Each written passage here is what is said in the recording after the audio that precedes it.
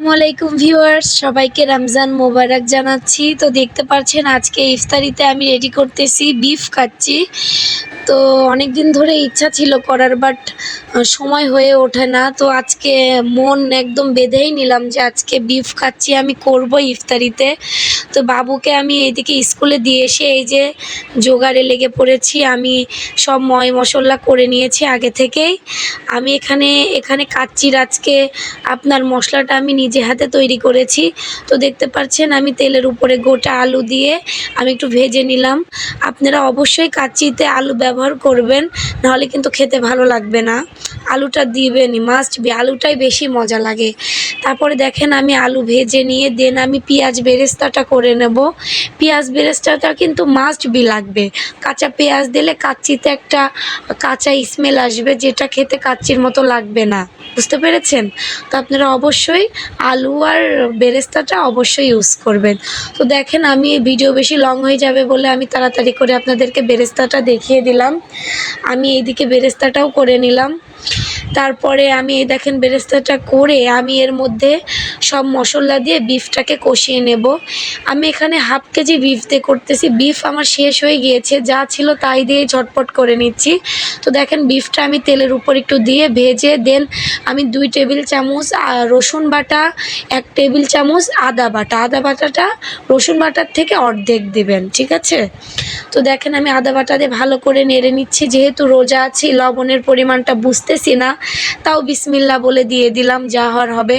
তারপরে দেখেন আমি তেজপাতা, দারচিনি, এলাচ, লবঙ্গ দিয়ে দিলাম। দিয়ে ভালোভাবে নেড়ে দেন আমি দিয়ে দিচ্ছি জিরা গুঁড়া। তারপরে দিয়ে দেব আমার স্পেশাল আপনার বিরিয়ানি মশলাটা, সরি কাচ্চি মশলাটা। আপনারা যদি কাচ্চি মশলার রেসিপিটা দেখতে চান অবশ্যই ইনফোফোনোতে ঘুরে আসবেন, ইনশাল্লাহ আপনারা দেখতে পারবেন। এটা আমি বাসায় তৈরি করেছি, কিন্তু বাইরের থেকে কেনা না। তারপরে দেখেন আমি একটু মরিচের গুঁড়া দিয়ে দিলাম হালকা, যেহেতু কাচ্চিতে তো বেশি ঝাল হইলে ভালো লাগে না, হালকা পরিমাণ হাফ চামচ আমি দিয়ে দিয়েছি মরিচের গুঁড়া। তারপরে আমি আড়ঙের টক দইটা দিলাম, দিয়ে ভালোভাবে মশলাটাকে কষিয়ে নেব। ভালোভাবে আমি একটু মশলাটাকে আপনি ঢেকে ঢেকে কষিয়ে তারপরে আমি ভেজে রাখা আলুগুলো দিয়ে সম পরিমাণ পানি দিয়ে আমি 5টা সিটি মেরে আগে আমি আলুগুলো আবার তুলে রাখবো, কারণ আলু তো আগেই সেদ্ধ হয়ে যাবে। আরও 5টা সিটি মেরে আমাকে মাংসটা সিদ্ধ করতে হবে। দেখেন আমি আলু তুলে নিয়ে এই দেখেন সিদ্ধ করে তুলে নিয়ে আমি একটু বেরেস্তা দিয়ে আবার আমি 5টা সিটি মারবো, ঠিক আছে? ক্লিয়ার? কথাটা কি বুঝতে পেরেছেন আপনারা? আমি আরও 5টা সিটি মেরে নেব। আলু তো আমার সেদ্ধ হয়ে গিয়েছে, আমি যদি 10টা সিটি মারি আলু দিয়ে তাহলে কিন্তু আমার আলুটা গলে যাবে, খেতে ভালো লাগবে না। তারপরে দেখেন আরও 5টা সিটি মেরে আমি নামিয়ে নিলাম। তারপরে আমি বাসমতি কাচ্চির জন্য আমি পানি বসিয়ে দিয়েছি। এর মধ্যে আমি তেজপাতা, দারচিনি, এলাচ দিয়ে দিয়েছি, কারণ বাসমতি কাচ্চিতে আলাদা কোনো স্মেল থাকে না, এই স্মেলটা আমাদেরকে আনতে হবে মশলার মাধ্যমে। তো আমি এখানে হাফ কেজি চালের কাচ্চি করতেছি, যেহেতু রোজার মাস অল্প খেয়েই শেষ করে ফেলবো। বাপ্পি বলেছে যে পুরাটা রান্না করো না, এত খাবে কে? আর আমি আসলে এত বড় রিস্ক আগেই নিতে চাচ্ছিলাম না যে পুরোটা রান্না করে যদি নষ্ট হয়, ওই জন্য আমি হাফ কেজি পরিমাণেই মেজারমেন্টে রান্না করতেছি। তো দেখেন আমার চালটা 80% সেদ্ধ হয়ে গেলে আমি একটা ঝুড়ির মধ্যে কিন্তু সেঁকে নেব। এর মধ্যে আমি গোটা গরম মশলার মধ্যে লবণ আর তেল দিয়ে দিয়েছিলাম যাতে ভাতটা ঝরঝরা থাকে। এর মধ্যে আমি দমে যে পানিটা দেব সেই পানির বদলে আমি ইউজ করতেছি গরুর দুধ। এখানে দিয়েছি 2 চা চামচ কেওড়া জল আর 2 চা চামচ আপনার চিনি দিয়ে ভালো করে গলিয়ে এক সাইডে রেখে দিলাম। দেখেন আমার চালটাও এর মধ্যে হয়ে গিয়েছে। তারপরে আমি এটা আপনার বড় ঝুড়িতে, এই যে লাল ঝুড়ি দেখেন, আমি এটাতে সেঁকে নেব। সেকে আমি ঠান্ডা হতে রেখে দেবো। ঠান্ডাও লাগবে না, গরম গরমও আপনারা দমে দিতে পারবেন, নো প্রবলেম। তো দেখেন আমি এখানে সেকে নিচ্ছি। এই যে দেখেন অনেক গরম ছিল, তো আমার হাতে অনেক তাপ লাগতেছিল, আমি একবারে ঢালতে পারি নাই। তারপরে দেখেন আমি আস্তে করে আলতো করে নেড়ে দিলাম, ঢেলে দিলাম। আপনারা এই চালটাকে বেশি নাড়ানাড়ি করবেন না, এই চাল কিন্তু বেশি নাড়ানাড়ি করলে চালটা ভেঙে যাবে। সো বি কেয়ারফুললিভাবে আপনাকে করতে হবে, অনেক কেয়ারফুলভাবে। তো দেখেন আমি একটু ঠান্ডা পানি দিয়ে আবার একটু দিয়ে দিলাম, কড়াইটা ধুয়ে দিয়ে দিলাম। তারপরে দেখেন আমার চালটা এক সাইডে থাকে। এবার আমরা দমের প্রিপারেশন নিই। তো চলেন আমরা দমের প্রিপারেশনটা নিয়ে নিই, ঠিক আছে?